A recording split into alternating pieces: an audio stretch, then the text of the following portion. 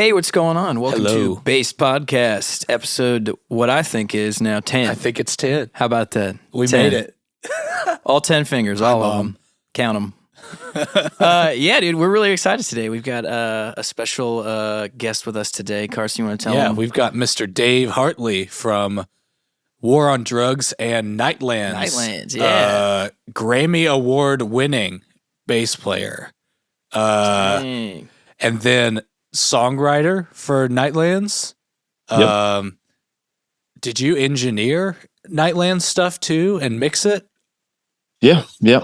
It's just kind of a one man, thing. I love that. Keep From it that in-house. perspective. Yeah, I like doing all that stuff.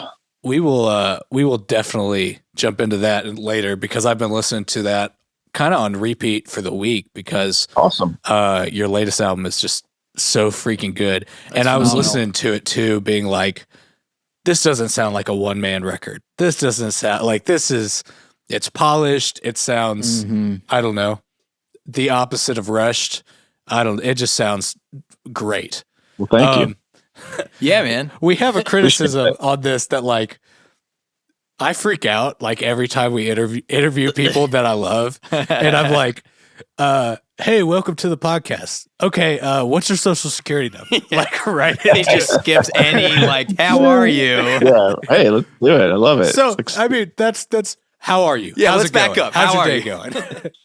I'm doing well. Yeah, it's fun to do this bass centric thing with you guys because I've been a very non-bass mode right now. Just with I'm in dad land with my kids. I'm also doing a lot of music that is bass related. So it's fun to put my bass hat back on and be reminded that that's like the main thing I do. Because sometimes when I'm taking the kids to school and I'm scoring a film and there's almost no bass on that anywhere in it. So it's like sometimes I forget, oh yeah, the number one thing that you do with your life profession is play bass. So it's good. I looked over the rundown of questions. I was like, yeah, okay, I got to dust up on the gear. Right? Yeah, I have that issue. I do that to people. Yeah. I love it. Yeah, we can nerd out about it for sure. The old deep dive. But How often are you doing scores? This is my first one. Yeah. Oh, so awesome. nice. yeah, this is my first one, and I've done some stuff for some commercials and a couple spots for films before, but this is my first entire score, and it's been an interesting challenge and learning experience for sure. Yeah. I did, as a student project, I went to a film school and I did two scores, and they were fine because they were student things, but I still consider them massive failures. So I know your pain. Well, I feel like I feel like we all look back on everything we do with a very critical lens, Sure. and that I think if you look back at something you did and you're like, that was perfect, like something's probably wrong with you. Yeah. The wrong business. You know what I mean? It's like Yeah. we pick apart our past achievements and our past work, probably pretty relentlessly, right? Yeah. I'm with you, man. Totally. Yeah. Have you, so I guess you've been home recently. You haven't been out on the road too much as of late. Yeah, we pretty much wrapped last fall. We did a couple shows in December, but yeah, we're taking some time off after we did 110 plus shows last year. Jeez. Which sounds like a lot, but it was actually it felt like 200 shows because all the COVID restrictions and getting COVID. And then we did a lot of international shows. So tons of flying and stuff. So we're getting up in the years a little bit as a band, like we're all in our 40s. And so we were pretty banged out and exhausted. And so we're taking a little breather before we get back into it this spring and summer. You reading some of the stuff about Nightlands as a project, or I'm not sure if you refer to yourself as like a character. No. Nightlands as the project. I was reading you try to release between War on Drugs albums. Is that still a thing? It's not that I try to do it. It's just that I'm not one of those people that can sit in a hotel room on tour and with a guitar and write an album. I have friends who do that, and I'm just like very impressed. I'm impressed / jealous / angry. We have a guy in our band, Anthony, and he takes his guitar in his room and he's like, I wrote 3 songs today. I'm like, fuck you. Yeah. It's like, I don't work when I'm working usually. I know. Exactly. I'm exhausted. I watched 5 episodes of Mad Men or whatever. Yeah, you know, I was going to say like nonstop ridiculousness in a hotel room or like some other like nonstop running MTV show that's just garbage every time I travel. I mean, dude, that hotel time, it's so like sacred on tours. It's tough to kind of give that to not like decompressing, because if writing is your decompression, I guess that's a good thing. But just like when you do the morning load in, you do everything, you do the sound check, you take care of it, and then you go to the hotel, you're like, this is my time. I'm not on a bus that's like droning a generator. I have space. I can go to I can take a walk and go to the gym, whatever. It's like, that's your time. Yeah, gym is the main, just because from a physical like maintenance standpoint, mental maintenance, I think most of us try to get down to the gym just to like stave off the crazies. But yeah, so to answer your question, I don't write much on the road. Occasionally I'll bust out, a voice memo of something I'm working on, but most of the time it's until I'm home, and then I have some months of free time, and then I start the gears turning and crank something out. So it has happened that in most of the War on Drugs records have been a year or 2 in between at least. So it's just kind of the sort of cycles have sort of lined up in that way. But every album, every War on Drugs album cycle, I'm like, I'm going to write this time on tour. And so far it's never happened really. Yeah. Is it harder to get in that creative space now that you have kids, or now that I'm not sure how long you've had children, but like, is that a thing now with your home studio that you have to be more intentional or? Yeah. Intentional is a good word. It's harder in some ways. Time management is huge, but I mean, on the other hand, I don't know if you guys have ever been like unemployed with an open expanse of time in front of you. That's not actually the most creative headspace to be in, because I've been there. That was kind of a turning point in the War on Drugs existence. Is Adam and I were coworkers at this property management place in Philly, and the band was quite young, and we were, just a young band, and we both got laid off, and we both got unemployment, and that's when the band actually kicked up a gear, because Adam was able to really focus on making records, and that's when Nightlands came into existence. But that often equals like depression and substance abuse for artists. Actually, if you're like, here's 3 years of time and you don't have to do anything, you would think like out of that comes like pet sounds and shit, but not necessarily. You need structure, you need limitations, you need deadlines, accountability. I think all that stuff really helps the creative process. So yeah, I'm the same way. And everyone seemed like society as a whole, like I'd see something go around Facebook or something that's like, think of all the great albums that are about to come out of COVID. And that's probably true for like some artists. But for me, I was like, I'm just staying up every day worrying if I'm going to die tomorrow. Like I don't have any bandwidth for making a song. Yeah, I know. Where are the COVID albums? I mean, I guess every album is a COVID album at this point, but no, I think you make a good point. And there was speculation is like, is the next wave of great American novels going to come in the wake of COVID? And it's like, no, because everybody was neurotic, and it's not a good, like, stay in your house indefinitely is not necessarily a good like creative headspace. So especially the indefinite part. Like, yes, it's like, how am I supposed to? Like, I didn't know I was going to have months to dig in. It's like, if I would have been like, hey, you're going to have like 4 months to like really kick your heels down and like put some stuff down and be like, oh, great. But like, it just wasn't like that. Yeah. If we knew how long we had, that might have been different. But we're like, has society collapsed? Should I be buying more beans and rice? More beans. Buying the beans. Stockpiling water.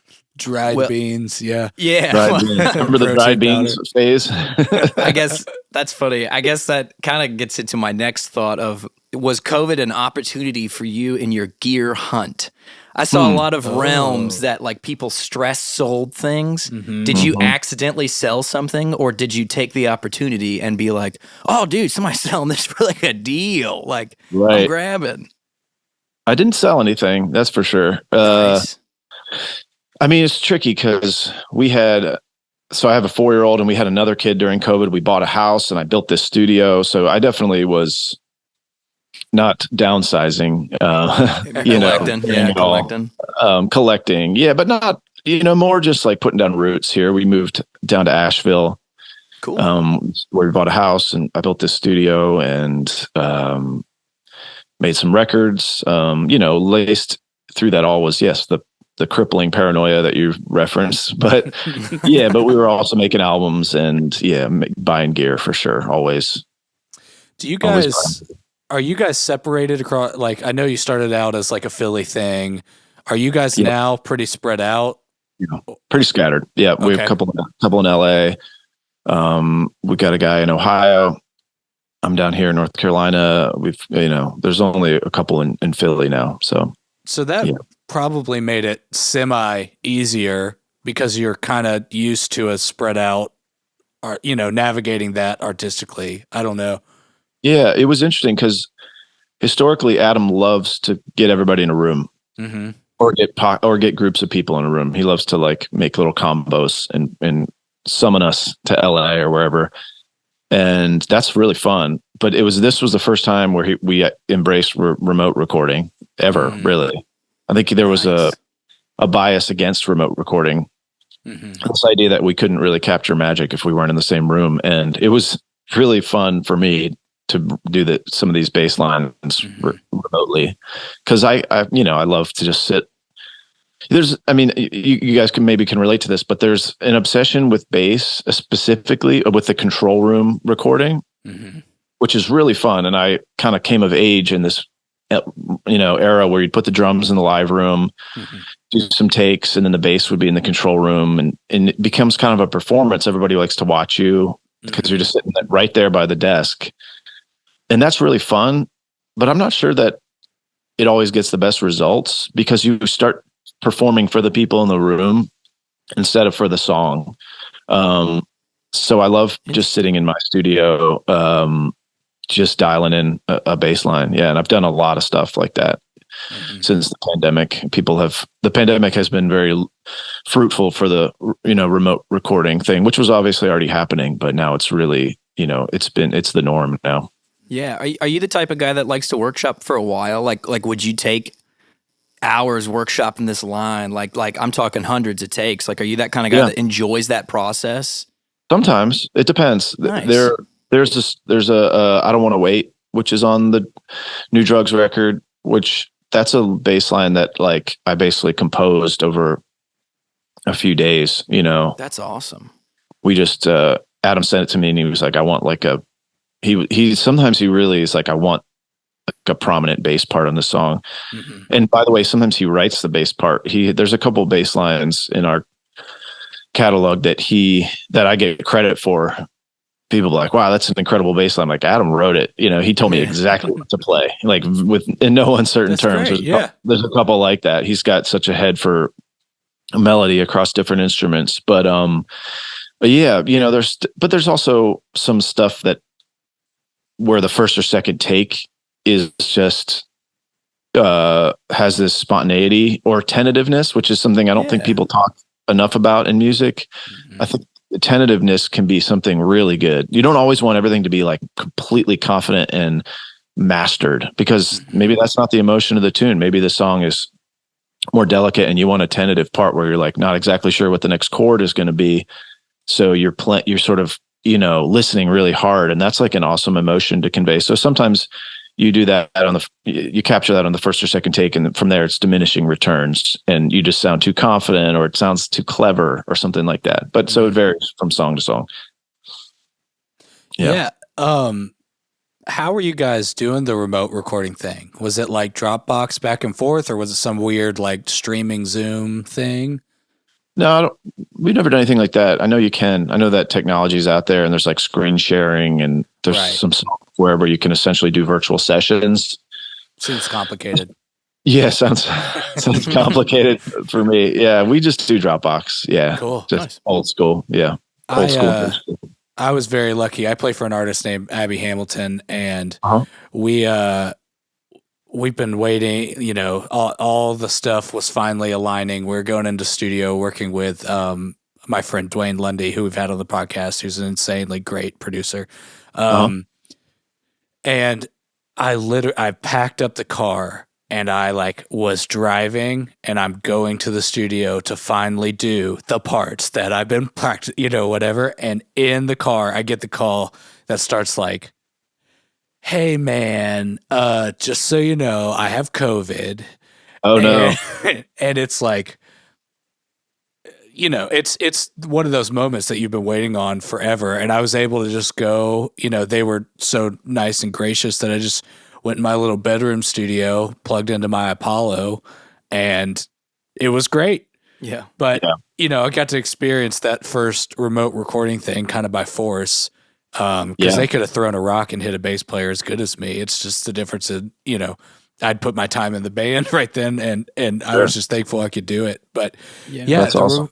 The remote recording thing is weird because, like you're saying, the spontaneity, there's something really important about that. I do think you hear that a lot in vocal takes where there's a real, that first take magic thing that happens a lot. But yeah, that's super interesting how you guys did that. Do you think you guys will do it again? Probably a mix, we've already started doing a little bit of stuff, bouncing some files back and forth. Cool. Adam's got some new songs that he's working on, and I've done a few things here, but I'm sure we'll be getting together as well. He built an incredible space out in LA, so I'm sure we'll be hanging out there working together. Nice. Recording. Yeah. So, but it is nice to have that remote recording, feather in your hat to for when you need it, because not everything needs to be.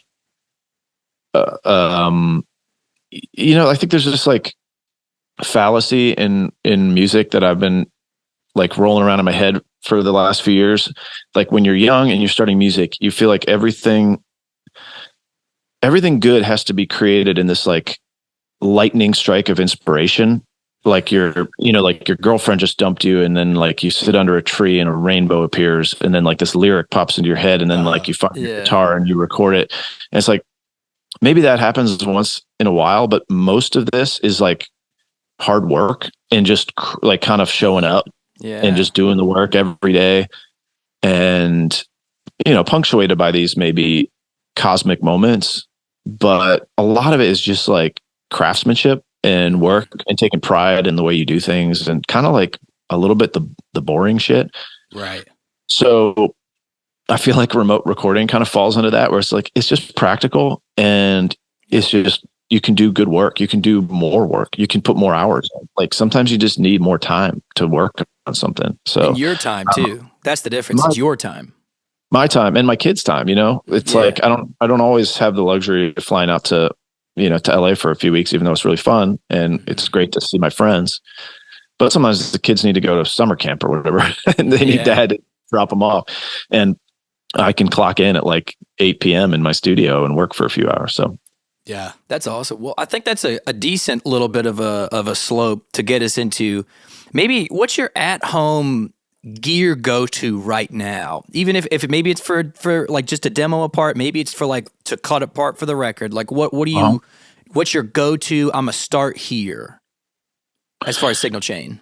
It would be the Noble preamp. I have a Pacifica preamp as well. Yeah, that's 1073-ish. It's real hi-fi, real transparent. Yeah. It's real fast as far as transient. Mm-hmm. And then usually a distressor or something, real light compression.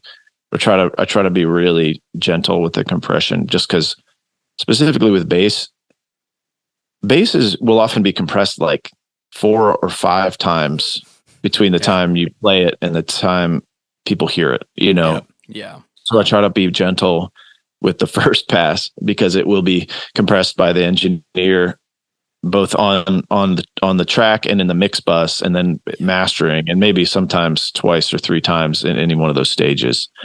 So, but yeah, pretty simple, just a noble.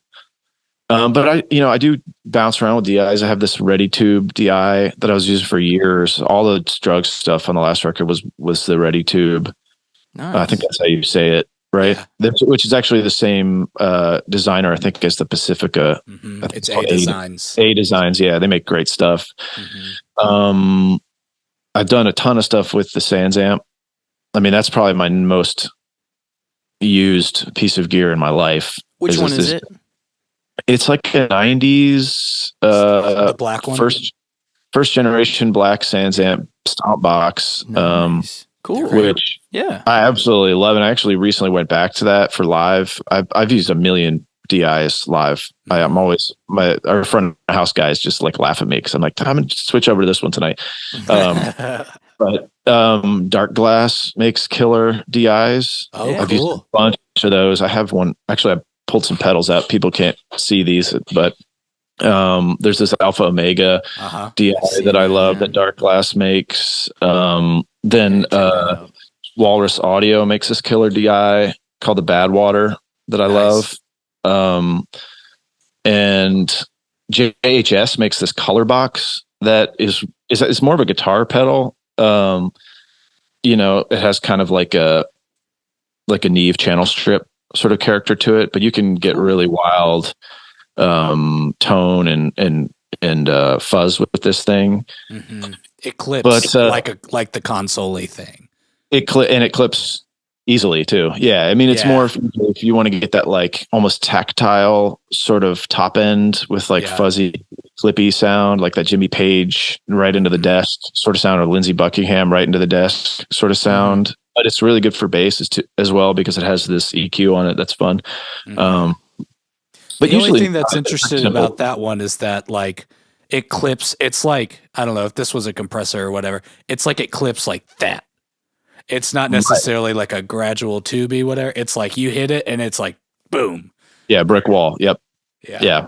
It's fun for sure, and it's a good tool to have for guitar, vocals, drums, whatever. So I love this one. So you went back to the Sans. I think in your rig rundown, you had the RNDI at the request of the front of house guy. Which one's the RNDI? Remind me. That's the Rupert Neve. The Rupert Neve. Yeah, I love that one. That one, yes, that was a front of house guy. We just kind of always chasing DI sounds. It's interesting because like I love the Noble it's probably my go-to for the studio right now. But we were playing on this last run specifically in Europe, these like ginormous rooms, like they were like sports arenas, and you're essentially putting it'd be like in a Pro Tools session if you just like put a 25-second decay reverb on bass all the time. So you're just battling this like wild decay and slapback. Or, so what you're looking for in a DI is actually something very different than what you would want probably in the studio. So we were always chasing like what our front house guy, Matthew, and his friend, Bob, there are two front house guys over the past few years. They called it fast. They're like, oh, that DI is really fast, which I never even thought about. That's a good way to say it. Yeah. Basically, essentially like the transient is so defined and so much definition on the Fender sound and stuff like that, which I was always going for like a James Jamerson, Paul McCartney, really, kind of thumpy sound. It's hard to mix. Live. Yeah, if you got a thumpy sound and you're in like a hockey arena or something, it's just, so they're always like, there's plenty of whoop, whoop, whoop in those rooms already, Could you remind me, are your cabs mic'd up simultaneously? Okay. We mic the cab, one cab. There's one cab with two heads, which is partly for aesthetics, but also because It's awesome aesthetics. It looks cool, but you need backup in case one, on the off chance that one goes down. So. And I do want to come back to that because I have recently acquired an SVT. But it's interesting with the Rupert Neve DI. I have a Noble on my board right now. Nice. And this weekend I was hired for something, and I was like, I've just been missing some definition. I don't reach for flat wounds a lot. Now I do in the studio. I think flat wounds are really great in the studio. I'm kind of a dead round wounds guy usually.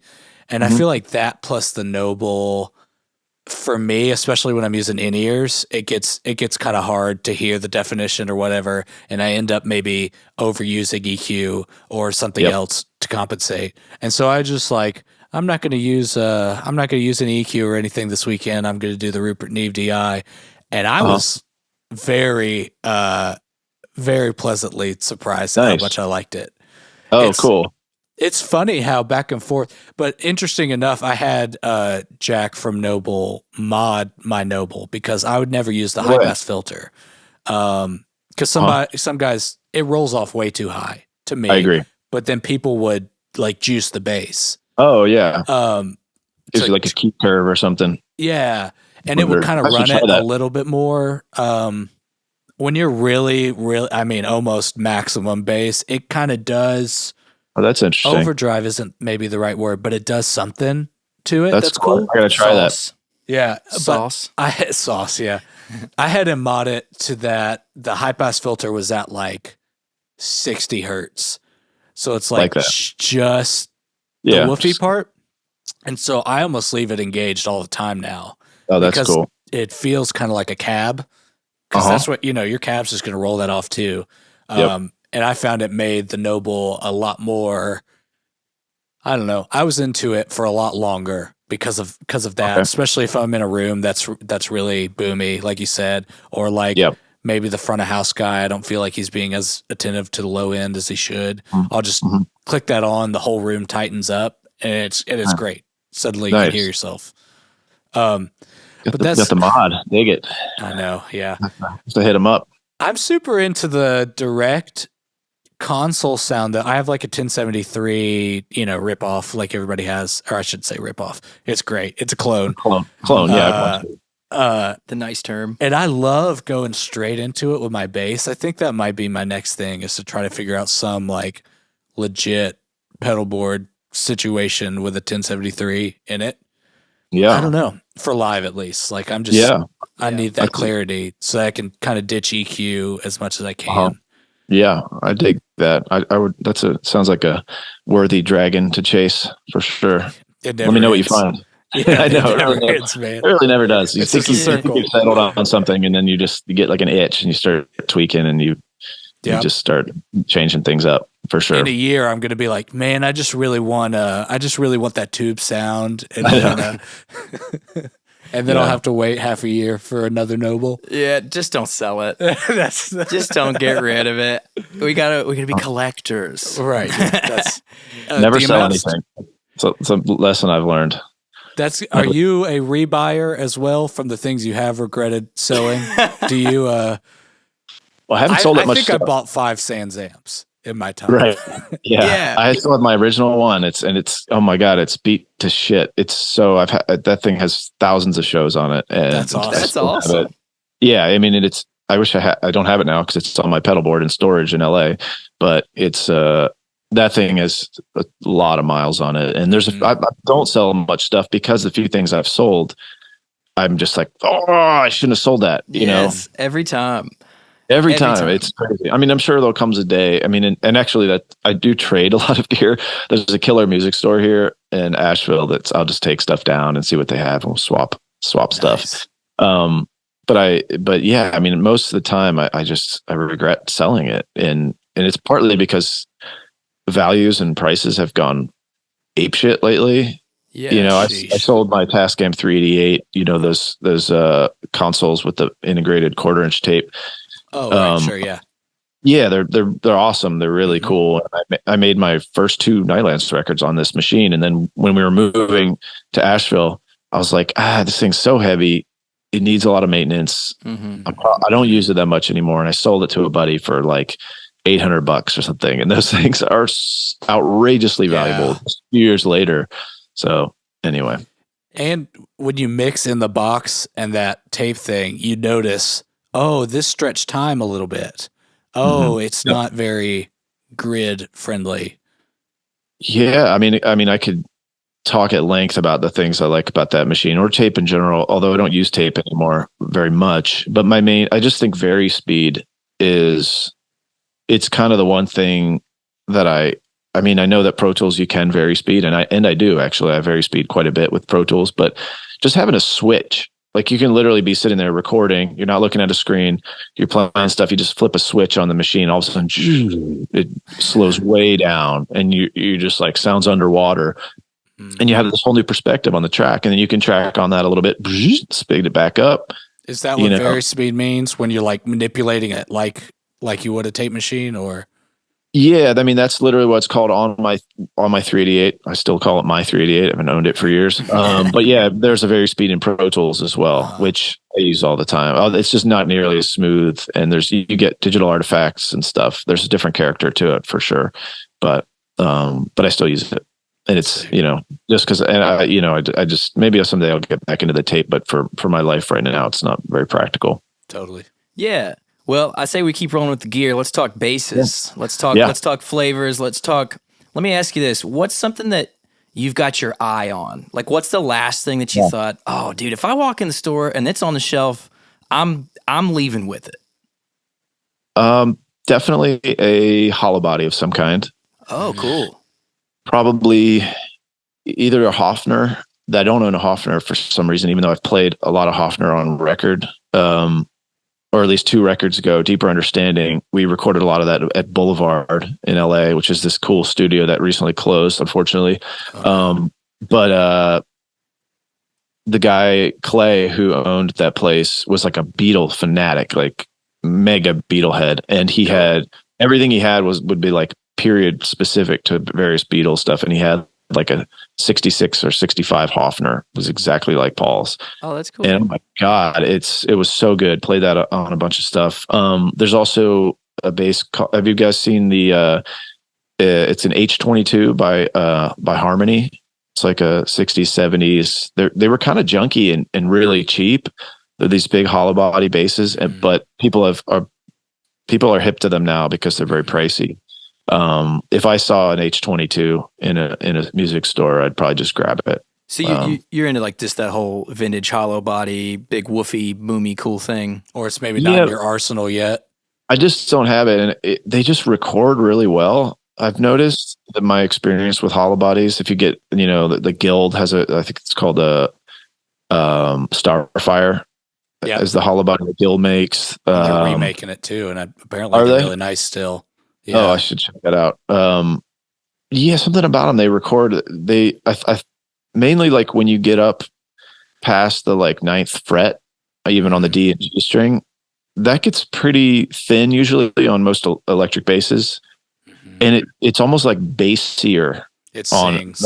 It's like, and you can hear that really on like Beatles records when Paul's up really high. It's like has this really wild bassy character to it that I've been chasing like my whole life. And if I ever find a bass and you're in the store and it does that, I'll just definitely just grab it. That's cool. Here's my shameless plug. Hang on. Do it.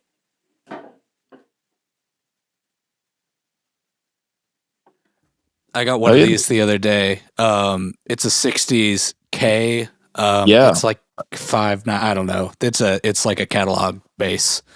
But that looks like that. The Harmony looks a lot like that. It's like you get all these manufacturers that just like stick all these different logos on them, but like the logo's off this because there's a logo here and it's missing a pick guard. So I talked the guy down a lot, but like the resonance is just because I wanted a Hofner too. And I think Hofners have like a block in the middle. It's like maybe not fully hollow, and I got this expecting the block, and it's full hollow instead. Wow! And I don't know, it's dope. Yeah. So I held it in front of my amp quite a bit. It does, but like not too bad. And I thought I was going to have to switch the pick guard out too, or sorry, the pickup, and it sounds beautifully muddy. Yeah, it sounds awesome. It records really great. So yeah, definitely. It's funny because what a cool like bass to have and record, but what a terrifying bass to put in a touring situation. I know. Yeah, I probably wouldn't take it out. Maybe I would. We'll see. I could see the front of house guy just, sighing. Yeah. We just did a music video and they requested I bring that, and it was in Atlanta. They requested I bring the Hollowbody Bass for the look, and it was the most nerve-wracking the case sucks because it's and it's like you can hear it smacking the side of the case even when you're walking with it. It's oh man. I will never travel with that again. That's awesome. Yeah. So let's go to what do you have out with you right now? Like when you go, like what are you reaching for on the stage? I have my main bass is I'm really into are you guys aware of the like Fullerton era Fender P basses? Actually Fender. So in 1982, 1983, Fender, their reputation specifically with basses was really bad. Because of some quality control stuff. And you can see that with 70s Fenders. If you go into a music store and you pick up like a 70s P bass, it could be incredible. It could also weigh like 19 pounds and have a bowed neck and just sort of have some dead frets and stuff. And this is kind of when Japan was like, Japan was starting to come on the scene as well. And I don't have like the full history of it, but basically in 82 they were like, we're going back to the drawing board. That's when the first vintage reissue series was ever. Oh, cool. So the American Vintage Reissue Series started in 1982, and if you find one, fucking grab it because they're starting to skyrocket in value already, but they're just incredible. They're as good as the 60s stuff, and they're in better shape because they're 20 years younger. And so I have a couple of those. They're P basses. One's here behind me. You can sort of see it hanging on my SVT. And another one is in our touring package. And then I also have another vintage reissue from 2001, which is the white bass that's on the back of Deeper Understanding. That's like my oldest, and I got that in 2001, and people always think it is like a bass from the 60s because I just beat the hell out of it. It's got cigarette burns and gashes, and big parts of the finish are worn off just from sweat. Is that nitro? Do you know? It is a nitro. Which is the one that checks over time? Is that nitro? Nitro, Poly is kind of the newer ones. Yeah, the Fullertons are nitro. The one I have, the 2000, is a poly because it doesn't check. It is wearing away completely. There's just like bald spots on the back of it. Yeah, I was just telling Nick. I think I saw that. I thought it was an American Standard or something like that, but I was like, maybe you said it in an interview or something. I don't know, but I was like, that's the first non-nitro finish I've ever seen. Someone literally just like putting the work in and like actually looking cool. Like all these people that are like, the relic poly stuff will never look cool if you got to age it because it'll never look cool if you just play it. You're like, you have a testament to the work in.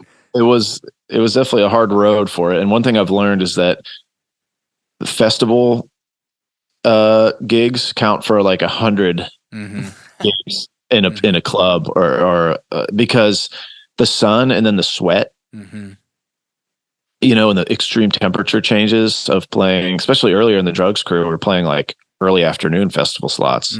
So you're like the full sun and you're just like drenched in sweat and it's all dripping down the bass.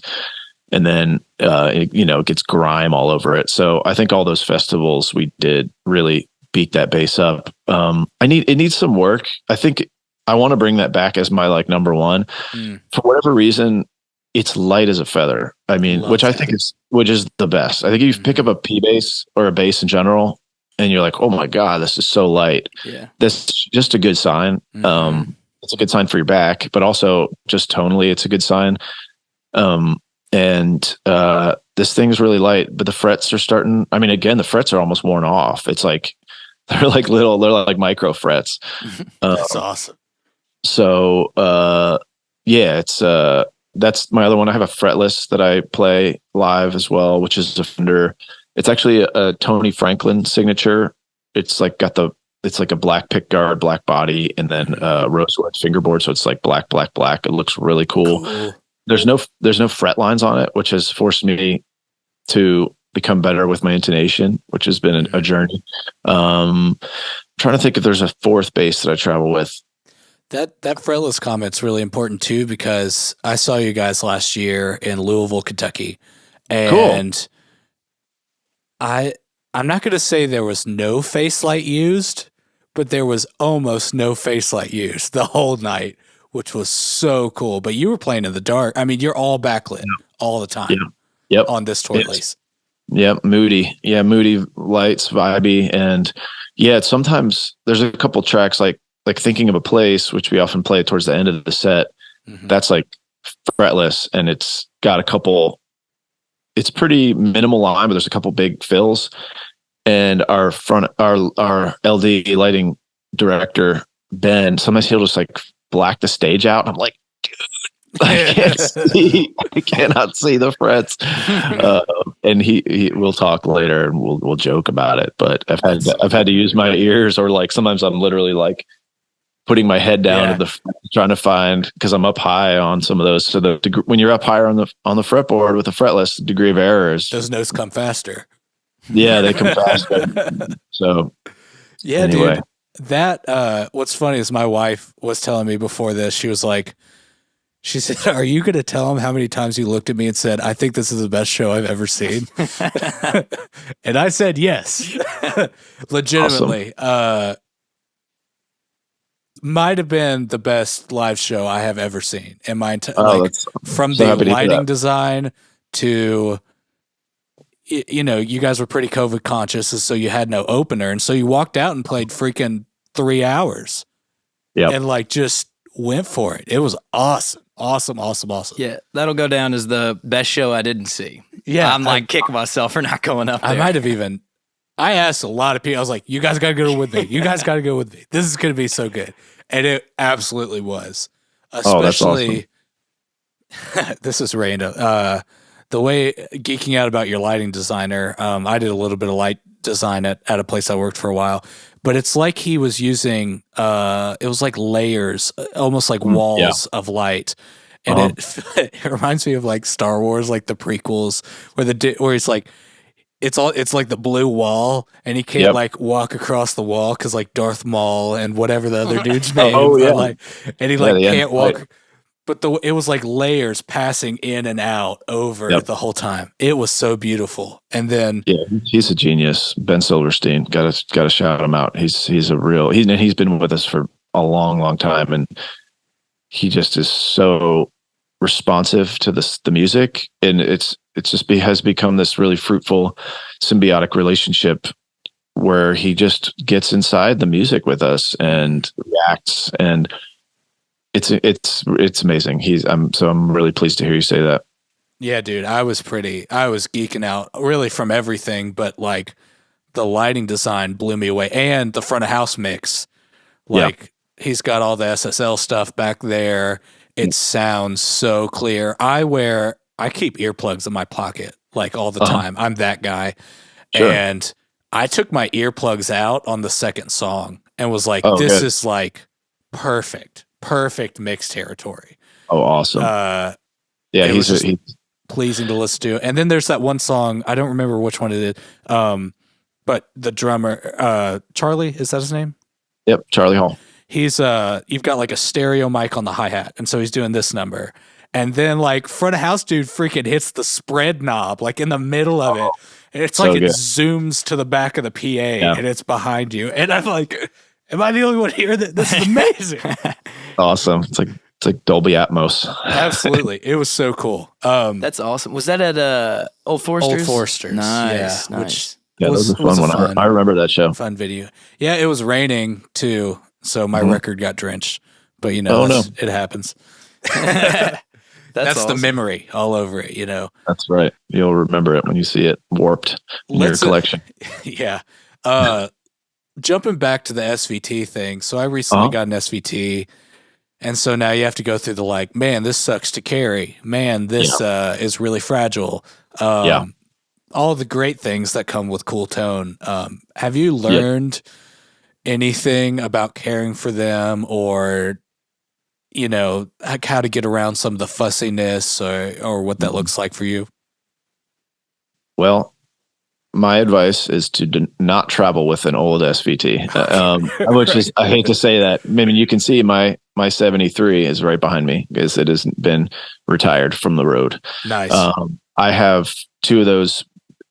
Now, Ampeg has made these new, they're called the Heritage Series SVTs, and they're great. They're really good. And I bought two of them because, my last one would die. So much. I mean, I was spending a lot of money on tubes. We freight our gear all over the world. So we'd roll up to a venue in, I don't know, Amsterdam or something, and the SVT wouldn't fire up. And we were just spending a lot of time with local techs and stuff getting it fixed, and we just kind of decided not to do that anymore. And then I got two of these, and I never had to use the backup a single time in 120 shows. So that's awesome. The new ones are rock solid, and they're great. They have two channels. One channel is the 69 blue line, with and the other channel is like the Magnavox era black line, which is killer. I use both of them actually simultaneously. You're jumping them? I'm not actually. I run. I use this pedal here. I have it right here. This is my favorite pedal, I think, in the world. Oh yeah. I'm crazy looking. Something about you guys would use it to I don't know, to do your ambient swelled stuff, or it's all the ambient stuff. I have to use some EQ and some modulation with it, but it's incredible. And so I use this and I send it to the second channel. But I do there's a ton of people probably don't realize that it's bass during the show because it doesn't really sound like bass. It sounds like synth swells and stuff. But that pedal is it's made by Game Changer. Nice. It's called the Plus sustain pedal, and so I'm using that on the channel too. But as far as traveling with an old SVT, it sucks. It sucks too because that 73 is the best sound I've ever heard. I mean, when it was working, it had almost it just felt different. It almost felt like someone pressing you in the back with two palms of their hands. It was just this, right in the chest sound to it, and so much power and just the right amount of saturation and kind of hair on the tone.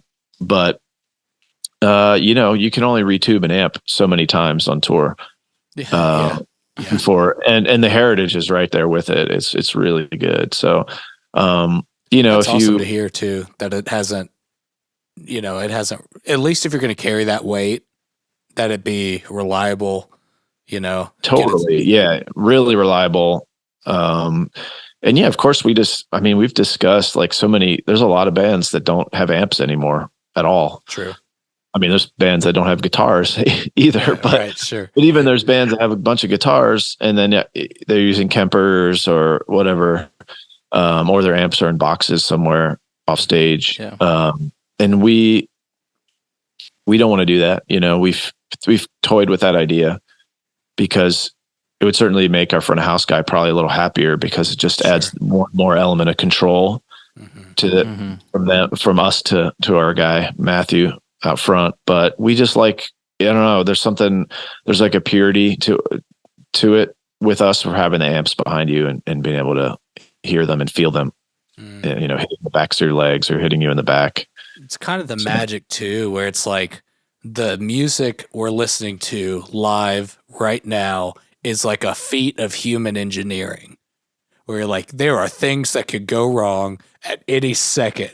It's just riding the lightning. Yeah. And I mean, gosh, there's so many bands and I don't necessarily knock them for doing this, but there's bands out there who are using all the drums are triggered. Even if they're playing drums, they have triggers on the drums. and everything's a Kemper or some kind of emulation. And there's a lot of tracks on a laptop. And that's just kind of reality of music and live music now. And I don't, that's fine. I don't, whatever gets you there. I don't judge those bands, but we are very proud that we don't do that. And I've seen people accuse us of using backing tracks, and I get very pissed off because they don't understand the lengths that we have gone to not use backing tracks. Now we do use drum machines because that's what we record with, drum machines. Yeah. And Adam has a series of these pedals to trigger various types of, like the you can fly a hi-hat in or a snare in, right, kick in, because we have a lot of like 707 and Lindrum stuff that is recorded with Charlie or whoever on the records. So, but we went to great lengths to not use any, we just like don't want a laptop up there. We don't want to use Ableton. We run MIDI all over the stage. So there's stuff being triggered through MIDI, like more stuff that's being like quantized and locked.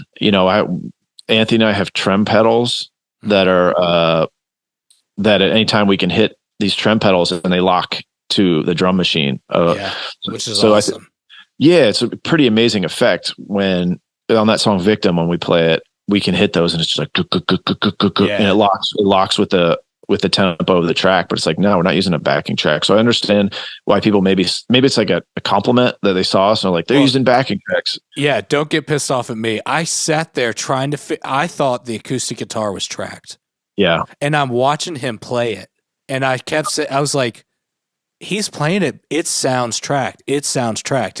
And I keep looking around and it was just like, too good's not the right word, but it sounded fidelity wise maybe better than anything I've ever heard live. I'm so enamored with Anthony's acoustic playing. Oh my gosh. Like when he plays acoustic, we call him like he's one of the best drummers in the world on acoustic. Totally. Yeah. Like because he'll be playing acoustic and I'm like, it's like a fucking car flying down the highway. I mean, he's so good at acoustic guitar and just in strumming. I mean, he's just like strumming the shit out of it. And he's, his technique has to be just insane because like it sounded very SSL, as in like that certain high end air thing, that certain clarity. And it was like perfect. I don't know. Yeah. No, he's an outrageous musician. He also is one of the best drummers in the world as a drummer, and he doesn't play drums in our band. I could say a lot of complimentary things about everybody on that stage. Yeah. But it's fun to pick him out, Anthony, because he's so unassuming and doesn't get a lot of spotlight. He's a very humble guy, and he does a lot of stuff that it's not very flashy and you don't really notice it necessarily if you're like a drunk fan, just like that wants to hear Red Eyes or something, which by the way, there's nothing wrong with that.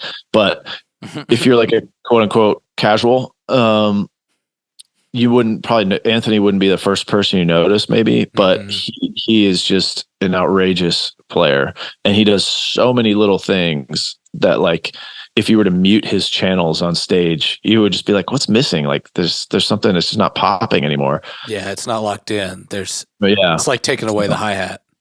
Yeah, exactly. Or the bass for that matter. Yeah.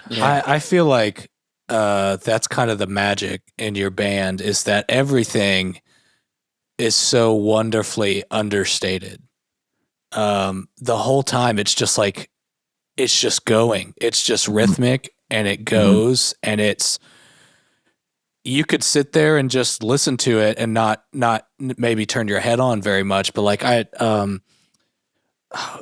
was talking about, there's one song you have on the last album that's like a tremolo is like almost over the entire mix. Just that's Victim. Yeah, that's the one where we used our locking trem pedals. Everybody's using them. They're all locked to the tempo. Yeah, it's so smooth at the same.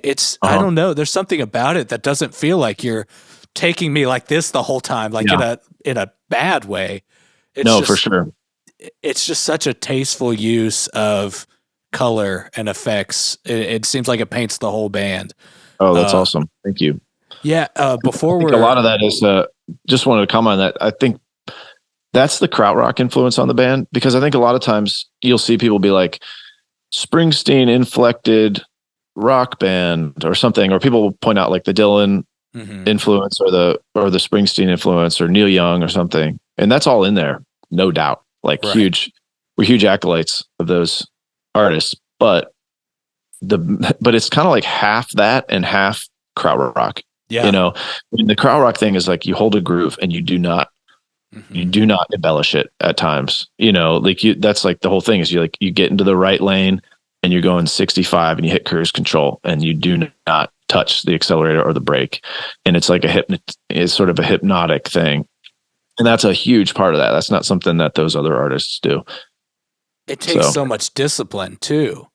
Like it's easy to throw in a fill. It's easy to but like you've got 20 freaking people on that stage and everyone is just freaking rock solid, you know? It's fun too. I will say it's really fun to get locked in. And actually I'm probably the one person who strays from that sometimes. Cause like for whatever reason, it feels like I have a green light to, because it's like, because nobody's really improvising up there except Adam. He's improvising basically the whole time on guitar, like a genius. But I definitely have nights where I'm just like chasing the dragon for sure. And there's some nights where I'm like, oh man, I'm going to stay in the pocket and do absolutely nothing except pocket playing. And there's other nights where I'm just want to fly around and it feels like I can do that and it serves the music. Somehow. That's what keeps it fun though. That's nice. Oh yeah. I love it. I definitely have a good job. We were just, this is before I had a podcast or any reason to talk to bass players I love at all. But I like messaged you. I think you guys came out with the live album, I don't know, like a year ago, maybe. It's like the black cover, but you have one bass lick in like, it's like extended guitar solo area. And then you do this triplet, like, like in the middle out of nowhere. And that's funny. It's the funnest thing that's to cool. listen to. Yeah. That's there's I get in there sometimes for sure. I can get down. I can definitely get down. It's fun to kind of go either way. And like hopefully when you listen to if you were to go through, we record all the shows. We have a massive archive. And you know, you could probably find nights where it's just very minimal playing because there's a lot of my favorite bass players are like that. And there's definitely nights where it sounds caffeinated bass. So that one, I think that might be strangest thing because sometimes I'll start flying around on the end of that one. So before we wrap up, try to get some other. Do you have any like creature comfort or like road hack kind of things that just makes your life easier while you're traveling? Or like for me, this is weird. I have like this specific stupid great smelling deodorant that I'm like, this is my safety blanket. I know like if I have a shower and I smell like this, I feel good. You know, what's your thing? A lot of things. And it's funny, I could tell you about everybody else's things. You really learn a lot about and their like creature comforts or their safety blankets, as you call them. You know, coffee's a big one because it's just ritualistic, and rituals are important, especially on tour when you're in a different place every day. You want something that is controlled and it's you're the same. So we make a lot of coffee setup. Yeah, I mean, we have kind of a very ridiculous coffee situation. That's what I would hope for. This is great. This is what we wanted. Yeah, I mean, we have just a whole production case full of coffee accoutrement that we travel with, and there's a lot. It's the source of a lot of laughter because we also have a grinder, coffee grinder that we got in Norway. Nice. And it's supposedly the best coffee grinder in the world. If it is or not, I'm not sure.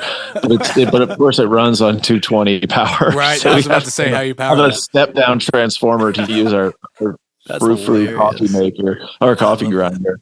So are you guys espresso guys or like pour over or all of it? Pour over and AeroPress pour over. Not much espresso, but we do. Yeah, I think mostly pour over, but I feel like we've dabbled with every possible caffeine delivery system there is out there. I got one of those flare things that you like press the espresso down. That's my latest. It's great if you need a hobby, like, because you're just going to be tweaking it and like just sitting there looking at the numbers and the weight and. Yeah, we get into all that, and we also mock ourselves while we're doing it. You know, we're love that. What's the point of all this? Self-aware. Shit? Yeah, very self-aware that it's ridiculous, but I'm laughing just thinking about the jokes that never end with it. But yeah, I mean, there's a bunch of stuff, you know. I mean, exercise is a huge one for all of us. I think just because we're kind of always fighting, you know, any kind of malaise or like jet lag or, you know, honestly, just like COVID and stuff. You're just trying to like take care of yourself to keep going. But coffee is probably the biggest one. It used to be like I was a pinball chaser. Nice. Where everywhere I'd go, I'd try to find pinball and play it because it's a good way to get off the screen, but also it kind of scratches the screen itch because it's the screen is your enemy backstage because you have 4 hours before the show and you don't really want to, you know, you don't know what to do. You don't want to like wear yourself out. You're trying to preserve. And it's like you have this little computer in your pocket. So the pinball was great for like kind of scratching the fidgety itch. But once COVID happened, finding a bar with a pinball machine, it was not necessarily the best thing anymore, unfortunately. So that's kind of been put on the back burner a little bit. Yeah. Yeah. What? Oh. Yeah. Coffee's big for me because I'm diabetic. And so it's like, what's the one thing that I can love that has no sugar on it that I don't have to really think about? Yeah, that's the same reason I love it. It's like you get older, you know, I'm 42 and it's like, I don't drink that much anymore. I don't smoke pot that much anymore, if at all. And, you know, when you're young, it's a different thing. And then the older I get, the more like sort of my vices are kind of just fading away. And it's like, you will not take this one from me. It is not a vice. Right. Totally. If anything, I'm leaning more and more into it. Totally. You know, it's the one that's like replacing all the other things. Yeah. Yeah. So, I guess last thing, what are you into right now? What are you listening to? What inspires you? I mean, I could probably think of a cooler answer, but if I'm being totally honest, no cool answers. We don't want the cool. No cool. I have been on and this is a huge part of also like involving my kids, but like there has been a massive amount of ABBA blasting around our house. Yeah. Cool. And I've just been sitting back and I'm like, these songs are kind of miracles.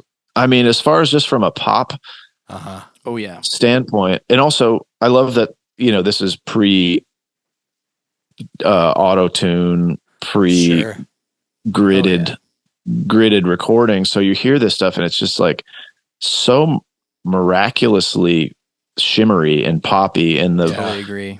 And the chord moves are, you know, I'm a huge sucker for a good chord, like a clever chord progression. And I grew up, I guess, with ABBA. My parents listened to ABBA a lot, but then, you know, you get older and there's just so many other kinds of music that you absorb. And the other day I was at a coffee shop and I heard that song Chiquitita, I think it's called. And I was like, well, this might be one of the best pop songs I've ever heard. And I went home and I played it. And my kids are just like sprinting around the house like maniacs when you put this stuff on. So there's like the fact that it can appeal to my like sort of analytical 42-year-old musician brain. And then my 1.5-year-old is just like sprinting around like a complete maniac reacting to this music. It's very like lowbrow, highbrow for me. So that's like recorded joy. It's just like an emotion of happiness. It really is. And it's so, I don't know. It's just something about it. I've been really, and I'm sure I'll probably like wear it out because it's so poppy that I think you could probably get sick of it. Sure. It's a strong flavor, you know. But right now, it's been every day with my kids in the car or in the kitchen, and they just love it. My 1-year-old can sing Mamma Mia, you know, it's crazy. Nice. Yeah. That's so fun. Yeah. And there's some killer bass lines actually as well. I need to look up. I've been wanting to, as I'm listening, I'm like, I wonder if there's any like recording, you know, behind the scenes footage of how they made these, because it's obviously like wild perfectionism and hi-fi recording. You know, you don't accidentally make this many pop songs that are that good. Right. It's like a lab. It's a lab approach for sure. Man, so, this reminds me, just to circle back super quick for the Nightlands stuff. What are you using to get your wonderful layered vocals? Like, I'm not saying there's some like secret trick or whatever. It's just a bunch of vocals, but it sounds so good. What mic are you using? What philosophy are you trying to use as you record, that kind of thing? Well, I'm using this mic a lot. This SM7. Yeah. Mm-hmm. I mean, honestly, I've just been working at it for a long time, like over 10 years. And when I do Nightland stuff, I just chase the blend. I'm chasing the stacks. I'm really fascinated by it. And I'm fascinated by like the Beach Boys and ABBA, I guess. I'm learning. Yeah, I didn't realize that was spinning around in my head, but it is. And it's not easy. That's one thing. It's like there's no recipe for it. But I do a lot of layering. I use a 414 as well. Its compression is really important, and how much and not too much. But I mean, sometimes it works great. Sometimes I'm like, this isn't sitting well, and I tweak with, I mess with it for fucking 2 years until I get it right. Something about the amount of tracks you had would like crash your sessions. Oh yeah, I mean, definitely. Like every album I make is more. It's like more than the last, more layers. So yeah, I'm sure I'll push into like the 4 digits on this new record when all is said and done. But I love it. I mean, and one thing I've been really interested lately is like unison layering as well, because I was really into stacks for years, and I love the sound of people singing together the same note, no harmony, you know, just melody. Something I'm really interested in as well. And probably more of that on this next record. Anybody who's listening that's a fan of the Beach Boys inspired, really colorful, like not psychedelic, but psychedelic, like the kind of layery approach to music, like your latest album, remind me of the name. Moonshine?